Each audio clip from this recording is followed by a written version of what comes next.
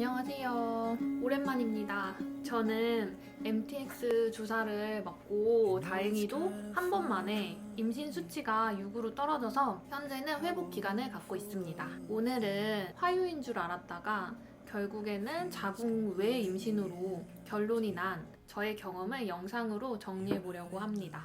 이 내용을 촬영해야겠다고 생각하게 된 이유는 저도 지난 시간들을 쭉 돌아보면 그때 이것도 저것도 아닌 시간들을 보내는 게 심적으로 가장 힘들었거든요. 근데 사실 그때 할 수 있는 거는 인터넷 검색하면서 기다리는 거밖에 없잖아요. 나랑 좀 비슷한 케이스가 있는지 찾아보고 그러면서 희망 고문했다가 다시 최악의 상황만 면하기를 바랬다가 그렇게 보내는 하루하루는 정말 길고 싫게 느껴졌던 것 같아요. 그래서 저 같은 케이스는 이랬다고 영상으로 남기면 저와 비슷한 상황에 놓이신 분들이 참고가 될까 해서 영상을 찍게 되었습니다.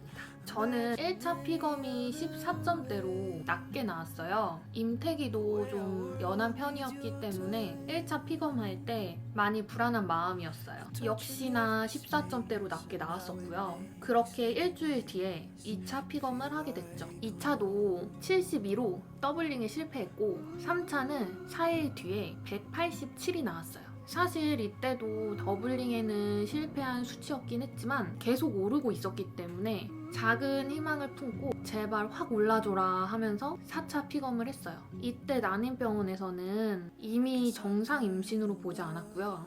이때부터 자궁의 임신의 가능성을 말씀하셨어요. 그 후 4차 피검이 200대 초반으로 나오고 5차 때는 170으로 떨어졌다가 6차 때부터 다시 200대 초반으로 오른 후에 계속 비슷하게 유지가 됐어요. 이때부터는 차라리 그냥 화유로 마무리되기를 바라면서 피수치가 떨어지기를 기다렸거든요. 근데 제 생각에는 화유 경우에는 어느 기점에서 임태기가 확 연해지는데 그러니까 저처럼 자궁의 임신의 경우에는 임태기가 역전을 하지 않은 진화기에서 계속 그대로 유지가 됐던 것 같아요. 그래서 피수치도 200점대를 계속 유지를 했었고요.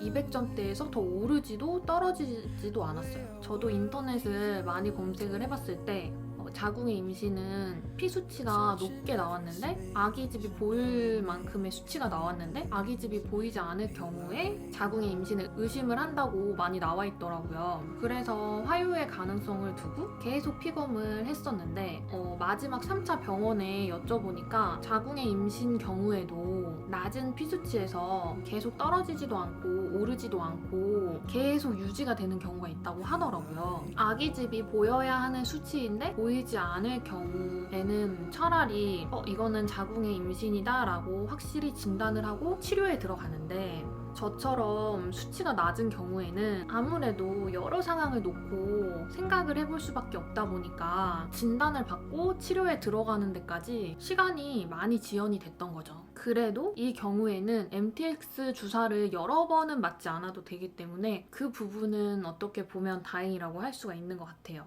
그리고 저는 출혈이 계속 있었어요. 그래서 오히려 이러다가 떨어지겠지 수치가. 그래서 자연스럽게 화학적 유산으로 마무리가 되겠지라고 생각을 더 했었던 거거든요. 근데 그렇지 않더라고요. 이게 참 여러 상황들이 워낙에 많기 때문에 이렇다 저렇다 딱 정해서 말할 수는 없지만 가장 중요한 건 본인의 생각인 것 같아요. 사실 병원에서는 기간에 맞춰서 딱딱 피수치가 오르지 않으면은 거의 화학적 유산 또는 자궁의 임신으로 보게 되고 조금 더 기다렸다가 화학적 유산의 가능성을 열어놓고 확인을 할 것인지 아니면은 자궁의 임신 후 가능성을 열고 미리 MTX 주사를 맞고 빠르게 종결을 시킬 것인지 보통 이거를 결정을 하게 되거든요. 조금 기다렸다가 화유이면은 정말 차라리 다행인 건데 자궁의 임신일 경우에는 늦게 치료를 하게 되는 거고 혹시 그 기간 안에 파열이 되거나 추가적인 문제가 발생을 할 수 있다는 거를 내가 그거를 안고 가야 되는 거죠. 사실 엄청 많은 생각과 고민이 되거든요. 근데 이런 결정을 할 때 가장 중요한 건 내가 어떤 선택을 하고 그 선택을 나중에 시간이 지나서 후회를 하면 안 되잖아요. 혹시나 하는 마음이 든다면 그 마음이 없어질 때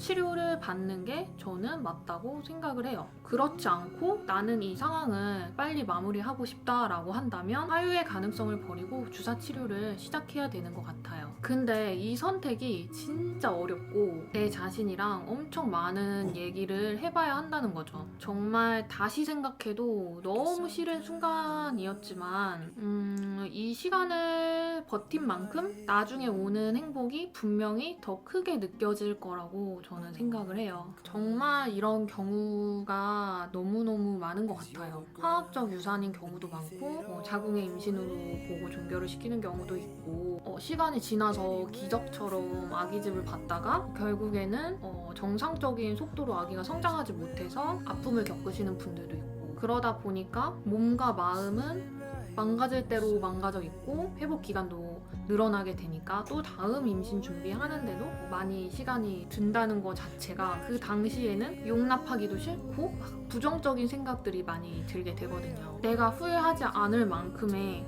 해볼 수 있는 부분은 해보되 그 나의 회복 기간이 너무 길어지면 좋지 않기 때문에 그 시간을 최대한 줄일 수 있도록 현명하게 신랑이랑 충분히 상의해서 잘 선택을 해야 되는 것 같아요. 그 선택 또한 우리 부부의 몫이기 때문에 사실 너무 힘들고요. 그래서 그 선택을 하기까지 수많은 상황들을 생각을 하고 인터넷에서 보는 수많은 그 경우의 수들을 생각을 하면서 고민을 하게 되는데 그 순간이 정말 가장 힘든 순간이기에 잘 생각하시고 잘 정리하셔서 그 순간에서 빨리 벗어나시길 후회 없이 그 상황을 끝내시기를 저는 그렇게 말씀드리고 싶어요. 저는 이제 3월쯤이나 돼야 다시 준비를 시작할 수 있을 것 같아요. 그래서 다음 영상에는 제가 이번 시험관 3차 시술을 하면서 들었던 비용을 조금 정리를 해서 올려볼까 해요. 제가 전에 한번 비용 정리를 해서 올렸던 영상이 있어요. 근데 그 영상은 건강보험 혜택만 받았었고요. 보건소 지원은 받지 못한